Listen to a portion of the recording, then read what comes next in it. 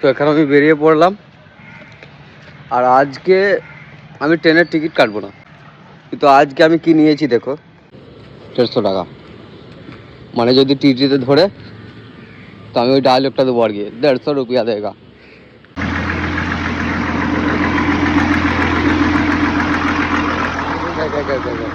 কানের গোড়ায় খালি কে কে কে কে করছে দিন। তো ট্রেন আমার সামনে, এই ট্রেনটাতে আমাকে চাপতে হবে এখন। Let's go.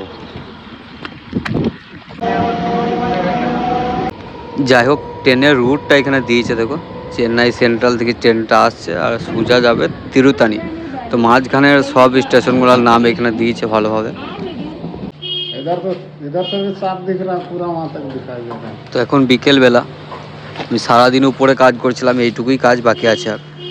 তো এখন টাইম প্রায় 5টা বাজছে, এইটুকু কাজ শেষ হয়ে গেলে আমার কাজ শেষ।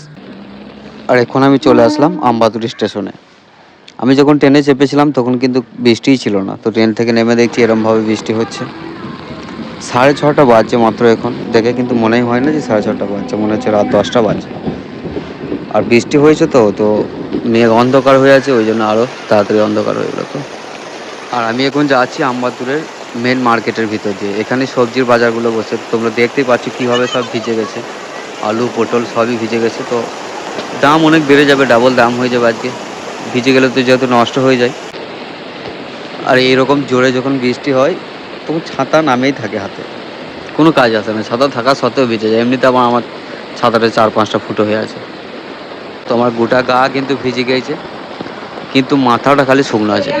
তো চলে এলাম আম্মা হোটেলে, এইখান থেকে মাঝে মাঝে রুটি নিয়ে যাই আমি। তো আজকে খাওয়ার সময় নাই, ওই জন্য টিফিন আছে, ভাত খাওয়ার জন্য টিফিন নিয়ে গেছিলাম, ওই টিফিনেই ভরে নিলাম।